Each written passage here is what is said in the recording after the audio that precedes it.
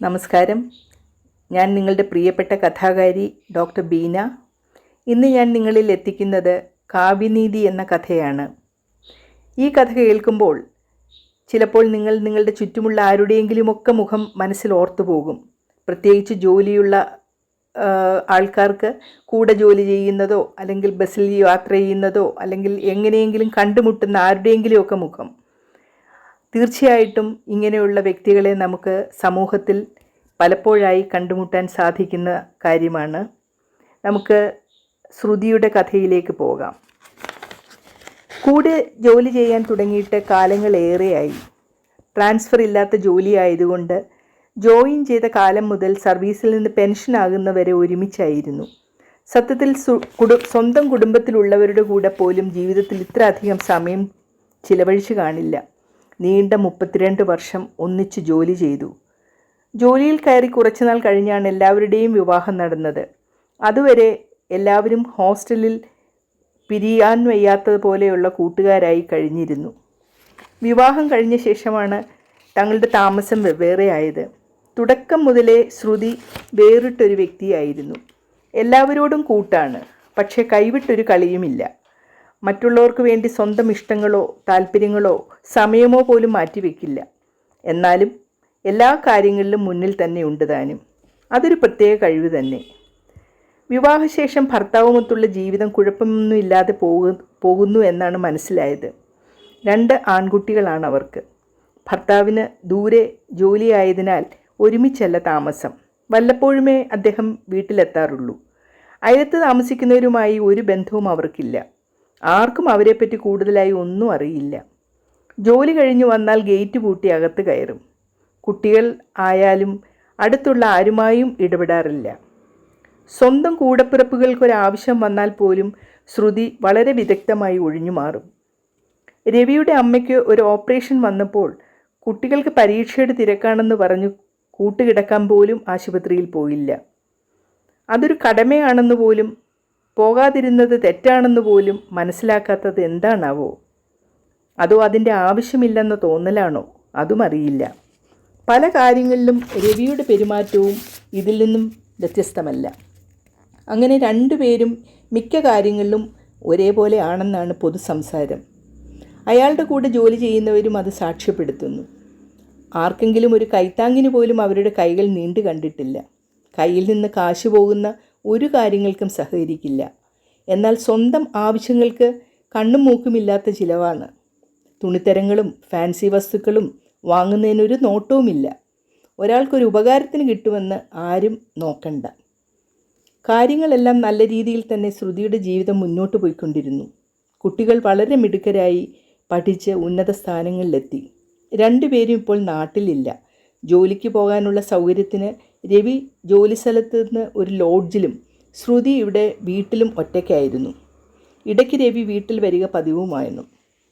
വളരെ അപ്രതീക്ഷിതമായിട്ടാണ് ഇടിവെട്ട് പോലെ ഒരു ഫോൺ വിളി വന്നത്. രവിക്ക് ഒരു കൈതരിപ്പ് പോലെ തോന്നി. ലോഡ്ജിലെ റിസപ്ഷനിൽ നിന്നാണ് വീട്ടിലേക്ക് വിളിച്ചത്. ഹോസ്പിറ്റലിലാണെന്നാണ് പറഞ്ഞത്. പക്ഷേ ശ്രുതി ചെന്നപ്പോഴേക്കും എല്ലാം കഴിഞ്ഞിരുന്നു. ഓരോരുത്തരായി പറഞ്ഞു വിവരം എല്ലാവരും അറിഞ്ഞു. കേട്ടപാടെ ശ്രുതിയുടെ കൂടെ ജോലി ചെയ്യുന്ന ഞാൻ ഉൾപ്പെടെ ചിലർ വീട്ടിൽ ചെന്നു. രാത്രി മുഴുവൻ കൂടെ ഉണ്ടായിരുന്നു. ബോഡി മോർച്ചറിയിൽ വെച്ചു.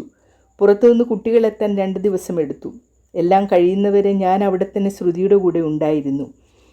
അപ്പോഴാണ് മറ്റുള്ളവർ അറിയാത്ത ചില കാര്യങ്ങൾ ശ്രുതിയുടെ കൂടെ അടുത്തുള്ളവരും അയൽവക്കക്കാരും സ്വന്തക്കാരുമൊക്കെ കുശുകുശുക്കുന്നത് കേട്ടത്. ശ്രുതിയും രവിയും ഒരു പ്രത്യേക സ്വഭാവക്കാരാണ്. ആരാണ് കൂടുതൽ സ്വാർത്ഥർ എന്നേ സംശയമുള്ളൂ. ഭാര്യ ഭർത്താവിന് വേണ്ടിയോ തിരിച്ച് ഭർത്താവ് ഭാര്യയ്ക്ക് വേണ്ടിയോ വിട്ടുവീഴ്ചയ്ക്ക് തയ്യാറല്ല. അവരവർ സ്വന്തം കാര്യങ്ങൾ മാത്രം നോക്കും. ശ്രുതിയുടെ വീട്ടുകാരുമായിട്ടോ രവിയുടെ വീട്ടുകാരുമായിട്ടോ ഒരു ബന്ധവുമില്ല. ഒരു പോക്കുവരവോ ഒന്നുമില്ല. അവർക്ക് കുട്ടികൾ മിടുക്കരാണെങ്കിലും തികച്ചും അവരും സ്വാർത്ഥർ. കൂടെ പഠിക്കുന്നവരുമായിട്ടോ കൂട്ടുകാരായിട്ടോ ഒന്നും ഒരു ഊഷ്മളതയും കാത്തു സൂക്ഷിക്കാറില്ല. അതുകൊണ്ട് ഈ 2 ദിവസം വളരെ കുറച്ചു പേർ മാത്രമേ ശ്രുതിയുടെ അടുത്ത് ഉണ്ടായിരുന്നുള്ളൂ. ചടങ്ങുകൾ കഴിഞ്ഞ് എല്ലാവരും പോയി. കുട്ടികൾ ഒരാഴ്ച കൂടി വീട്ടിലുണ്ടായിരുന്നു. ഒടുവിൽ ശ്രുതി ഒറ്റയ്ക്കായി. ഇനിയെങ്കിലും ജീവിതമൊന്ന് മാറ്റിപ്പിടിക്കും എന്ന് ചിന്തിച്ചവർക്ക് തെറ്റി. ഒരു കൂസലുമില്ലാതെ തന്നെ മുന്നോട്ട് പോകാൻ ശ്രുതി ശ്രദ്ധിച്ചിരുന്നു. 2 ആൺമക്കളും അവിടെ തന്നെയുള്ള വിദേശികളായ 2 വനിതകളുമായി ലിവിങ് ടുഗദർ ആണെന്ന് മറ്റുള്ളവർ പറഞ്ഞറിഞ്ഞു. അവർ വല്ലപ്പോഴുമൊക്കെ അമ്മയെ വിളിക്കും. ഫോണിൽ കൂടെയുള്ള പൊക്കിൾക്കുടി ബന്ധം. കാലവും സമയവും ആർക്കു വേണ്ടിയും കാത്തു നിൽക്കുകയില്ലല്ലോ. മാത്രമല്ല, കാലം എല്ലാത്തിനും മറുപടിയും നൽകും. ഇന്ന് ശ്രുതിയെ വാർദ്ധക്യം പൂണ്ടണങ്ങി പിടിച്ചിരിക്കുന്നു. തനിക്കൊന്നിനുമാകുന്നില്ല. വേണ്ടപ്പെട്ടവർ ആരും അടുത്തുമില്ല. നോക്കാൻ നിൽക്കുന്ന ഹോം നേഴ്സിൻ്റെ ശകാരം കേട്ട് അടുത്ത് നിൽക്കുന്നവർക്ക് പോലും സഹിക്കില്ല. താൻ പോരുമ നിറഞ്ഞ സംസാരവും ഭാവവും ഒന്നും ഇന്ന് ആ മുഖത്തില്ല. കണ്ണുകളിൽ നിസ്സഹായത മാത്രം. കൈകളും കാലുകളും ചലിപ്പിക്കുന്നത് പോലും പണിപ്പെട്ടാണ്. ഹോം നേഴ്സ് കോരിക്കൊടുക്കുന്ന കഞ്ഞിവെള്ളം ഇറക്കുന്നതും വളരെ ബുദ്ധിമുട്ടിയാണ്. ഹോസ്പിറ്റലിൽ കിടത്തിയിട്ട് കാര്യമില്ലെന്ന് ഡോക്ടർ തന്നെയാണ് പറഞ്ഞത്. അനന്തതയിലേക്ക് നോക്കി കിടക്കുന്ന ആ കണ്ണുകളിൽ ശൂന്യത മാത്രം. ഈ സമയത്തെങ്കിലും തൻ്റെ ജീവിതത്തെ ഒന്ന് വിചിന്തനം ചെയ്യാൻ സ്വയം മെനക്കെടുമോ ആവുമോ? ആ മനസ്സിൽ കൂടി മിന്നിമറയുന്നത് മറ്റെന്താണ്? തൻ്റെ കോടികളുടെ ബാങ്ക് ബാലൻസിനെ കുറിച്ചാണോ? അതോ കൂട്ടിവെച്ചിരിക്കുന്ന ആധാരങ്ങളും മറ്റ് അമൂല്യമായ ആഭരണശേഖരങ്ങളും ഏറ്റുവാങ്ങാൻ അവർ വരാതിരിക്കുമോ എന്ന ആശങ്കയാണോ?